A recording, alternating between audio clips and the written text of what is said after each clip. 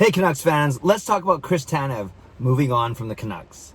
I'm Clay Emo, I'm at Canuck Clay on Twitter. I'm at Clayton Emo on Instagram. I'm the founder of the GLCPC, the Good Looking Canucks Positivity Club. This is my Canucks take all in one take. It's Clay's Canucks commentary for Wednesday, September the 23rd. This is where you get Canucks insight that's positive and timely. I'm sitting here protected from the crazy rain in my car, about ready to go to my office. But I wanted to record this video. Yesterday I talked about Jacob Markstrom and the fact that the Detroit Red Wings, among many teams, are rumored to have interest in him. Today I want to talk about another one of our UFAs, one of our big three of Markstrom, Toffoli, and now Chris Tanev.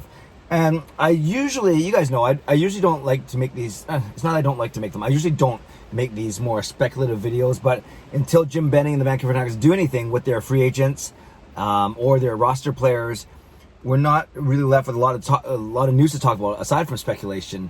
And anytime, you know, one of our major players for the Vancouver Canucks, our main players, are in the news, I think it still is worth talking about. And that's why I did with Jacob Markstrom yesterday, and that's why we should talk about Chris Tanev today. Okay, so the rumor coming out of, started in Pittsburgh, obviously, with some of the writers for The Athletic based out of Pittsburgh, and now it's starting to spread. That's how rumors start, right? Is that the Pittsburgh Penguins are very interested in signing Chris Tanev, UFA D-man for the Vancouver Canucks, and interested in signing him, pursuing him, if Tanev does not re-sign with the Vancouver Canucks. Now we know that Chris Tanev is a UFA. He's coming off a contract making $4.45 million. That was, I think, a 4 or 5 year contract, I think it was. But regardless, the annual cap hit was 4.45 annual salary. He was getting paid $4.45 million. And it sounds like he wants a raise on that. And we know, we've talked many times about the Canucks salary cap situation. They may not be able to afford a raise to Chris Tanev, a 30 or 31-year-old who, you know, has shown a tendency to break down during the season. As good as he is, as much of a leader as he is, as reliable as he is on the ice, and how much of a warrior he is, you got to look at that, especially if Chris Tanev wants term. And of course he wants term. It's going to be probably his last big contract. And of course the debate that we talked about for the past few months is, are the Canucks willing to give him that contract, the term and the money? The situation in Pittsburgh, Chris Tanev's younger brother Brandon Tanev is a forward there, so there's obviously some familiar.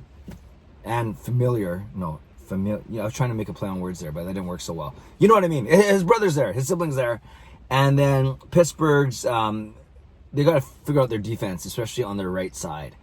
Now, earlier today, Kevin Weeks, and we'll probably hear more about this later, he tweeted out that it looks like Pittsburgh and Florida are making a trade with Patrick Hornquist, the forward, going from Pittsburgh to Florida in exchange for defenseman Mike Matheson of the Florida Panthers. They both make around $5 million, so the money is about the same. Canucks fans know that Mike Matheson name from when he tried to wrestling chokeslam Elias Pettersson into the ice behind the net a couple of years ago during Pettersson's rookie season. But Matheson is interesting. He's a left shot D, but he can play both sides of the both sides of the ice. So I've seen him listed on playing on the left side. I've seen him score a lot of goals and play on the right side as well. But it doesn't mean just because they went Pittsburgh made this trade for Matheson that they're not done tinkering, and especially with their blue line. So in Chris Tanev, it sounds like from the Athletic writers, they are willing to offer him, and who knows if this is true, right? But this is what the Athletic guy said.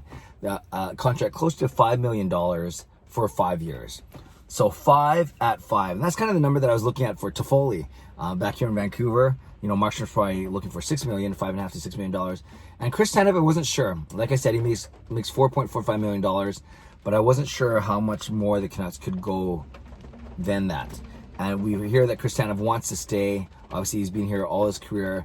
I understand the concept of a notion of a hometown discount, but I don't know in reality how realistic that is.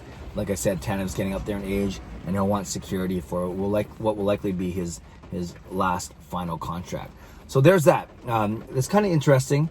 And when you look at the Vancouver Canucks right side, there's a lot right side of their D. There's a lot of flux there, because Tyler Myers is really the only NHL pro player that's signed under a contract for next year. You have Chris Tanev, who's a UFA, and you have Troy Stecher, who's an RFA, and these all fit together, right? This because a lot of people are saying Jacob Markstrom's got to be the first domino to go, because if you sign him, then that's $6 million you have less to play with. But if you don't sign him, then that's $6 million more that you basically found money that you have to play with, or at least that $6 million you don't have to commit to Markstrom. And then there's the trickle-down effect from there of the UFAs, of Toffoli, of Tanev, of Fantenberg, of Levo. And then the RFAs, we know there's a lot of them as well, and especially Stetcher and Virtanen. And then there's Gaudette, and there's McEwen, and there's Tyler Mott, all important pieces of the team. But focusing on the D, you can see as soon as if Chris Tanev goes, and even if the Canucks do re-sign Troy Stetcher, that's still a lot thinner than last year. That's Myers, Stetcher, and then you're looking like maybe giving Brogan Rafferty a chance for that third pairing. But imagine if Tanev and Stetcher both go. Tanev as a UFA, Stetcher, they don't qualify him, send him a qualifying offer, so then he becomes a UFA. Then you're losing basically 2 of your 3 guys there, and you're just left with Myers. Jordy Ben can play on the right side, and then Rafferty. So I don't know about you. I'm not very comfortable with the right side defense of Myers, Ben, and Rafferty. So the Canucks would obviously then have to go out and get someone. But then are you going to spend $4.5 million, the same money that you'd spend on Chris Tanev anyway? So I think it's a very fascinating scenario to look at. All these scenarios it's very intriguing. And the thing that's intriguing, you guys, is we're 16 days away from free agency, October 9. That's only 2 weeks from now, 2 weeks from this Friday. That's how I got the 16 days. Thursday, Friday, and then 2 weeks. That's nuts. And the Canucks have 11. They almost have like 1 player to deal with per day. In that they have 11 players, UFAs and RFAs, and there are only 16 days left. Now, granted, you can obviously go past October 9, or at the same time, you can sign more than 1 guy on a day.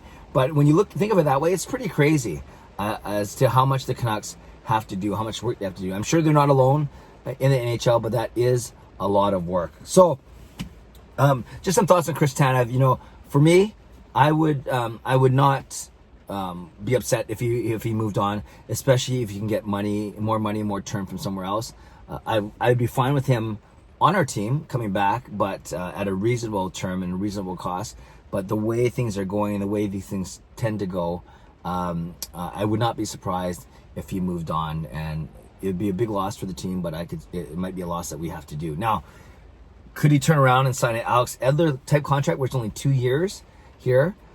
Perhaps, but I think Edler was a tiny bit older when he signed his last 2-year contract, so maybe Tanev will want a little more term than 2 years. So, Canucks fans, I leave that with you. What do you think is going to happen with Chris Tanev? Maybe that's the question of the day. What do you think is going to happen, and what do you want to happen? I.e., do you want to see him back here for sure, or are you resigned to the fact that we may have to say bye to him? And if that's the case, would you be okay with that? But that's the question of the day.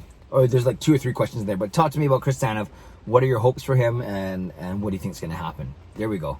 Leave a comment below. I love to read, react, and reply. Subscribe if you like to. Like this video if you like to. Stay safe, stay healthy. Take care of yourselves and take care of each other. Have a great day. Yeah, and stay safe in this ugly rain. God bless, and go Canucks go.